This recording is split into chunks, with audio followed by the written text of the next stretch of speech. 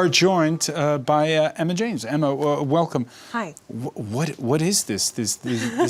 What is it? This hashtag again? Milifandom. It was actually the #1 top trending hashtag in the United Kingdom. This was on Tuesday evening. This is when this all kind of kicked off. And it's really started something of a media storm. Lots of people jumping on the bandwagon. Hang on, so the British suddenly discovered that he was good looking?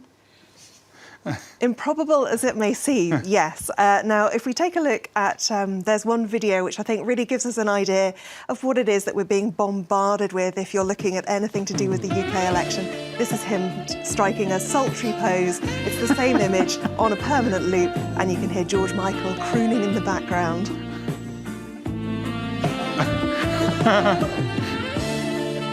Leela Jacinta, why are you laughing? I'm a David Milliband fan. They've got the wrong brother. I think a lot of people in the UK would agree with you. We got the wrong Milliband.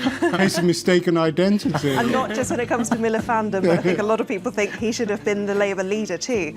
But what this started with was a 17-year-old girl called Abby. She's been a little bit surprised and has admitted that maybe it wasn't too serious to begin with, but it's kind of taken on a life of its own. And if we take a look at this article from BuzzFeed, which is where all the young people tend to get their information rather than the sort of traditional media sites. And she's now got, I think it's over 17,000 followers courtesy of Milifandom. She says there are those in the Milifandom who find it funny, those who wonder how the hell Ed Milliband has a fandom. If you're wondering what a fandom is, I'm guessing that might be your next question. It's where teenage girls become so enamoured with normally it's a movie star, and they have their own fandom, kind of like a kingdom. That's the idea behind all this.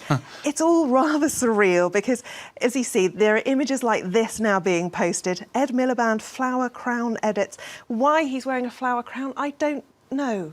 None of this makes a great deal of sense. It has to be said. You've got other tweets coming up. I love Ed Milliband so much, it's painful. If I ever met Ed Milliband, I could die happy. He's cool. Now, this isn't what anyone really would be expecting.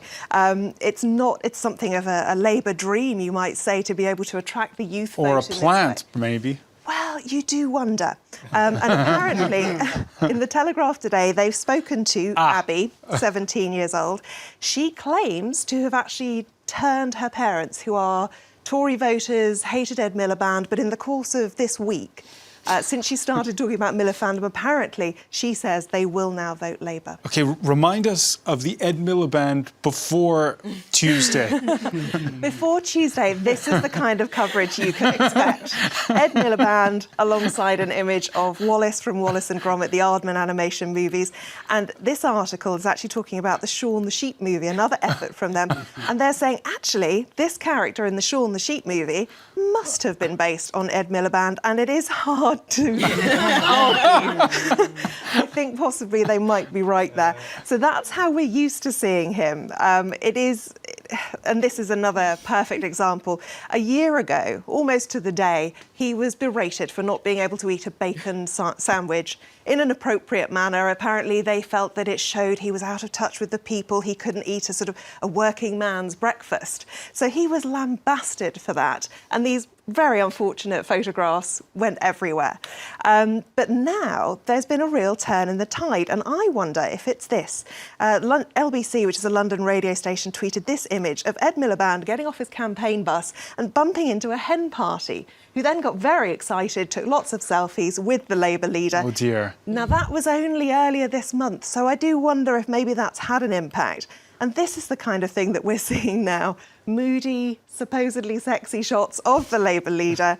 Lots of sort of joke images too. That's supposed to be Ed Milliband posing as Prince, of course, the artist formerly known as. That one a little racy, perhaps. But there are thousands of these, and this one says, you know, he used to look like Harry Potter, maybe trying to show how the young people are going for that kind of look too. And I understand there was an effort by the Conservatives to fight back.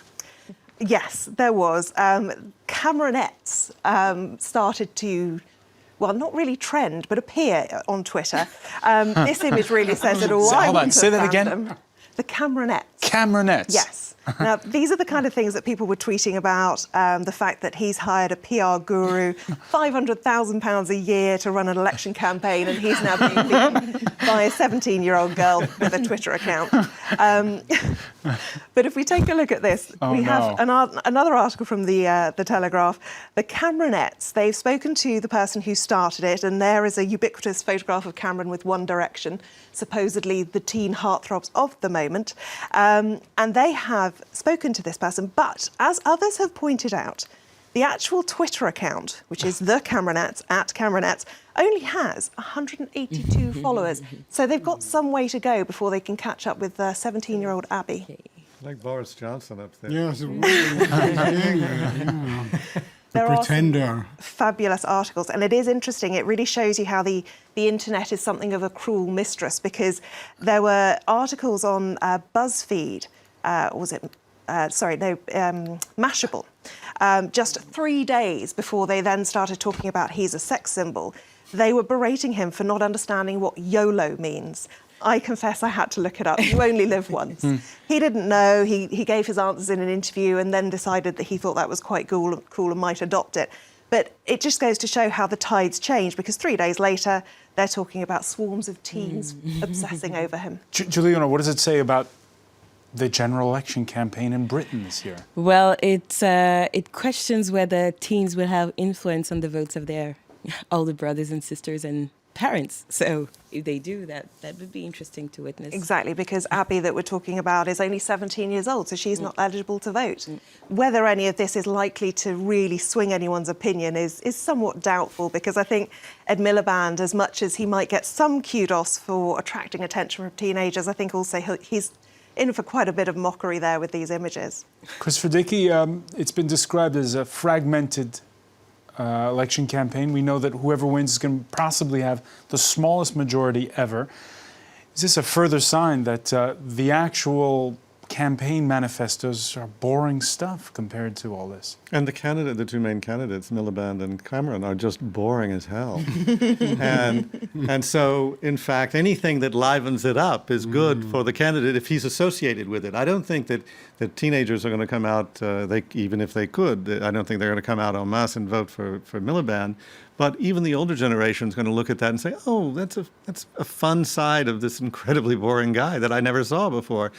And that's exactly where the irony of the Cameronettes, because nothing like that is happening on his side. Exactly. And then, of course, you've got the more sinister figures like the UKIP leader and the whole weird, fractured, as you say, world of British politics right now. It will be an interesting election night to watch. Completely unpredictable. Yeah. Nobody knows what the outcome will be, and that's really the first time I can remember. We've always known in the past, pretty much, who was going to win. This time, we don't have a clue. All we know is that we'll have a hung parliament. It'll be the second time the UK has a coalition, so, we kind of become European, right, so against our own wishes. It's all up in the air whether it'll be Milifandom or the Cameronettes that win on May the 7th. I want to thank our panel once again, David Chazan, Lila Jacinto. I also want to thank Christopher Dickey, Julia Wono, Emma James for being with us for MediaWatch. Thank you for joining us here for The World This Week.